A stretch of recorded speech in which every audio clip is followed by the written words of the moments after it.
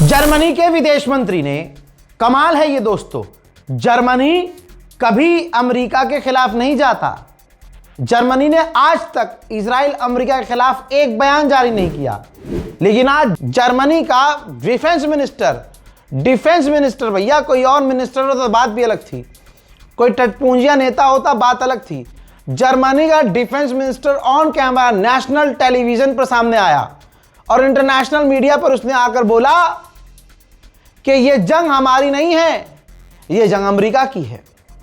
America ने यह जंग शुरू करने से पहले हमसे कोई डिस्कशन नहीं किया था, हमसे पूछा नहीं था, हमसे परमिशन नहीं ली थी, तो इस जंग में जर्मनी नहीं कूदेगा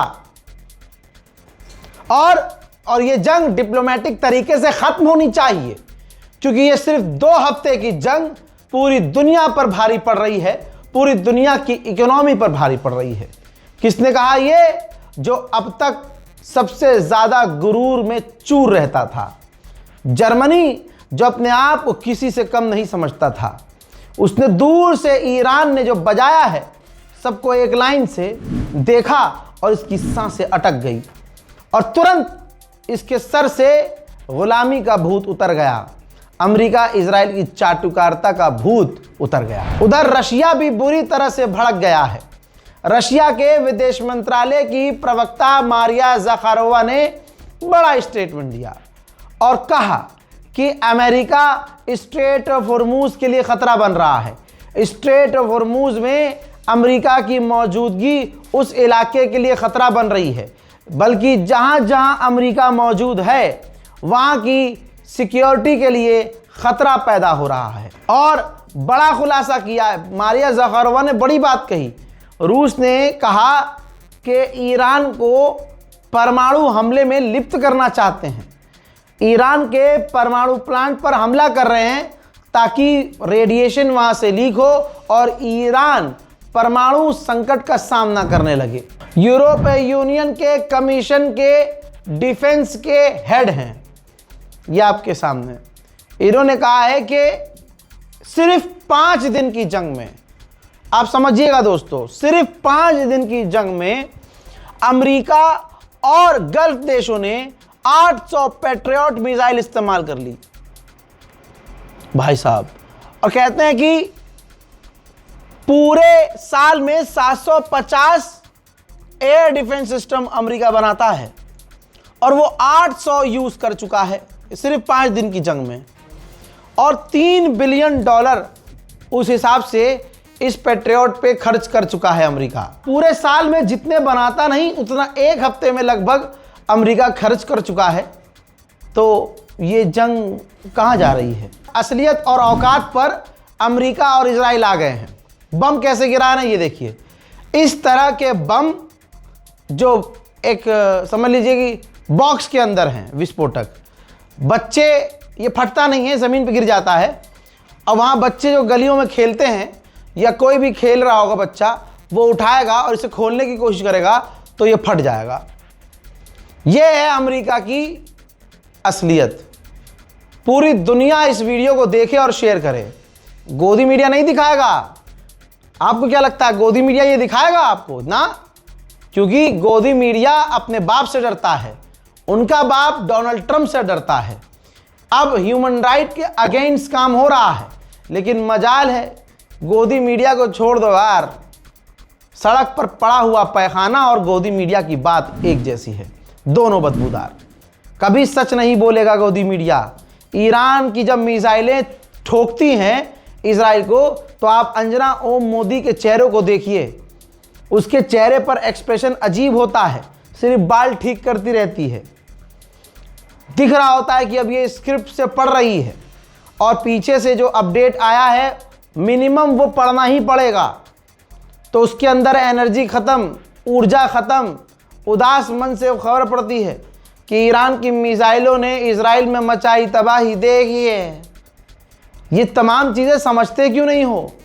मैंने बहुत पहले कह दिया था ना कि कश्मीर ने जो चंदा इकट्ठा किया ईरान की मदद के लिए, ये खुद मोदी को चुभेगा, ये खुद सबसे पहले इन गोदी मीडिया को चुभेगा। आ गई औकात पर गोदी मीडिया। ये देखो, आज तक ने असलियत दिखा दी अपनी। और अभी मैं इनको नंगा करता हूं। तमाम उम्मत मुस्लिमा पर वाजिब है कि मेरी इस वीडियो को कट करना, ट्रिम करना, फेसबुक, इंस्टाग्राम, जहां जहां शेयर करते हो शेयर कर देना, ताकि इनको पता चल जाए कि इस जंग में हम भी हैं। हम मुसलमान तुम्हारे झूठ को नंगा करने के लिए लड़ रहे हैं। आज तक ने लिखा है कि कश्मीर में ईरान के नाम पर जुटा करोड़ों का चंदा, एजेंसियों का अलर्ट, टेरर फंडिंग का खतरा। भाई, कश्मीर घाटी में ईरान के समर्थन में 17.91 करोड़ चंदा जुटा है। अगर यह मोदी के लिए चंदा इकट्ठा होता तो टाइटल यहां कुछ और होता गोदी मीडिया का। लेकिन जो धर्मगुरु के नाम पर कश्मीरियों ने चंदा इतने बड़े लेवल पर किया, तो भाई इसमें मैं सोच ही रहा था कि इसमें गोदी मीडिया खामोश कैसे है। भाई बुरा क्यों नहीं लग रहा है इसे? तो इसने बिना किसी प्रूफ के, भाई अगर जांच एजेंसियों ने, किसी भी एजेंसी ने अलर्ट जारी किया है तो एजेंसी का नाम इस पूरी रिपोर्ट में आज तक ने नहीं लिखा है, न सोच दिया है, न बताया है कि हाँ भाई कहां से खबर आई है, किस मिनिस्टर ने यह बात कही है, कौन से अधिकारी ने यह बात कही है, कुछ नहीं। और इस पूरे आर्टिकल को लिखने वाली कमलजीत संधू है। अब कमलजीत से क्या ही उम्मीद की जाएगी कि वो सच लिखेगी। यहां भारत में गोदी मीडिया एक तो, और ऊपर से कमलजीत संधू ये सच लिखेंगे। सच्चाई ये है, सच्चाई क्या है?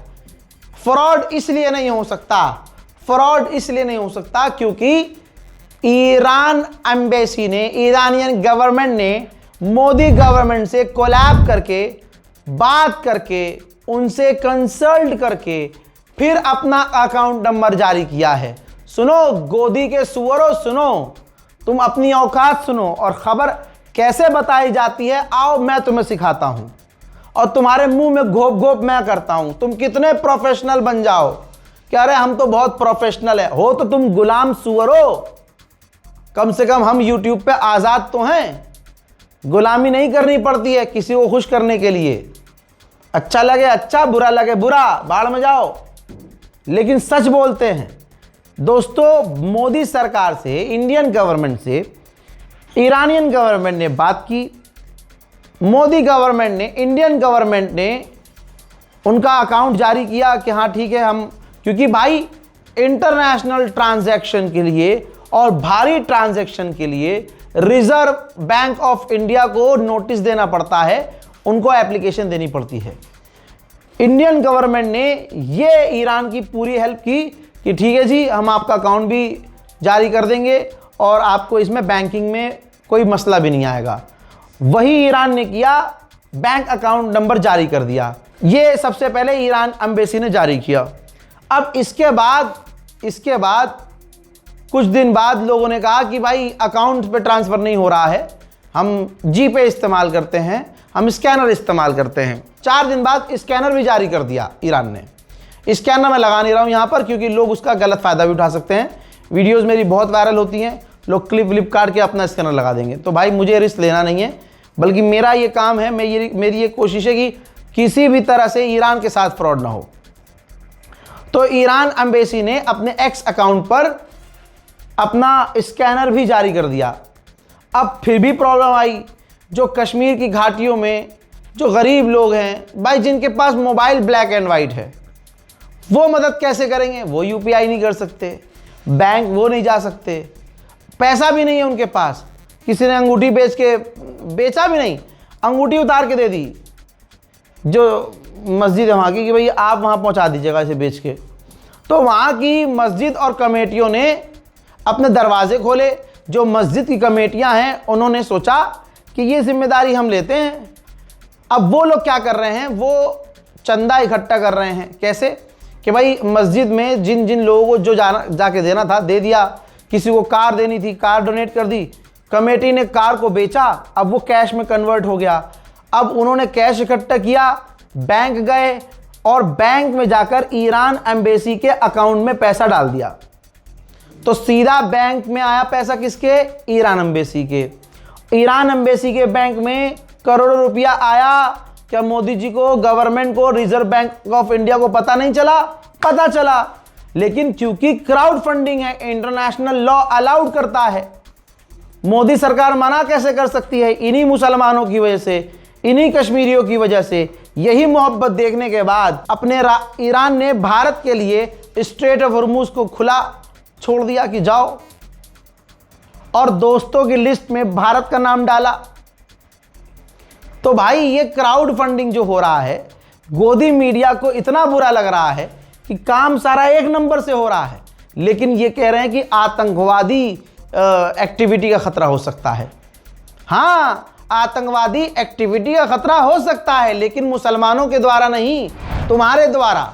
बताइए, गोदी मीडिया ने यह खबर चलाई भाई, इंडियन हिंदू लड़का भारतीय फोर्स में, एयरफोर्स में, नौजवान जिसकी भाई बढ़िया नौकरी, बढ़िया काम, इज्जतदार एयरफोर्स स्टेशन का कर्मचारी, जिसका नाम सुमित कुमार, 36 साल, पाकिस्तान को इसने तमाम सेंसिटिव जानकारियां शेयर की। गोदी मीडिया ने अपने घर और खानदान और रिश्तेदार का यह खबर नहीं चलाया। गोदी मीडिया ने यह खबर चलाई, सुमित कुमार का नाम छुपा लिया। यह है असलियत उस समुदाय की जो मुसलमानों को आतंकवादी कहते हैं। कश्मीर की तरफ आंख उठाकर मत देखना सुअरो, कश्मीर के साथ तुम लोगों ने सौतेला व्यवहार किया है, इसी वजह से कश्मीरी तुमसे चिढ़ते हैं। अगर कश्मीर को अपना मानते हो तो कश्मीरियों को भी अपना मानो। इस रिपोर्ट को शेयर कीजिए। जय हिंद।